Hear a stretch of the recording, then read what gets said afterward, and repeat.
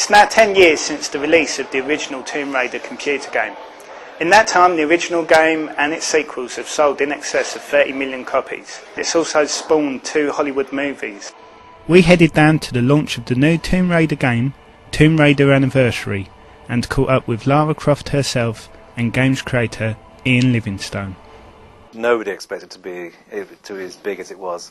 I think we originally put out 100,000 units in the forecast for the first Tomb Raider and ended up selling 5 million copies. But it wasn't just the fact it was a great character. Remember, it was also a great game. You know, it was fantastic gameplay, wonderful technology, and wonderful graphics. So it had kind of all the planets were lined up, and on top of that was, you know, Lara Croft herself. I think Lara is absolutely a positive female figure. Character. She's a heroine.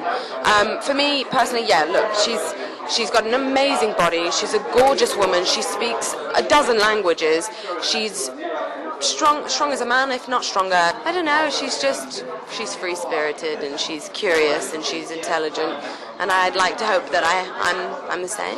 She's gone beyond the game stage into a sort of mass market entertainment property, perhaps the most famous digital icon of all time, and certainly the most famous female of all time. So Lara's the girl.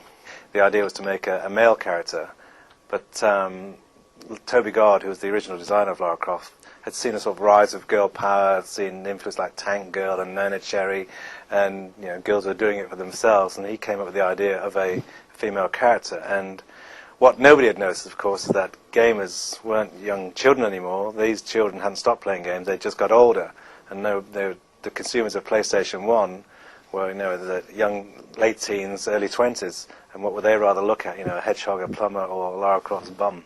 For me, it's a no-brainer. You know, this is a classic game, and it had to be brought up to date technology-wise. So we took all the seminal moments from Tomb Raider 1, from, you know, the meeting the T-Rex and fighting all the creatures and solving puzzles, and put it into Crystal Dynamics using their wonderful streaming engine, which was used for Legend as an enhanced version.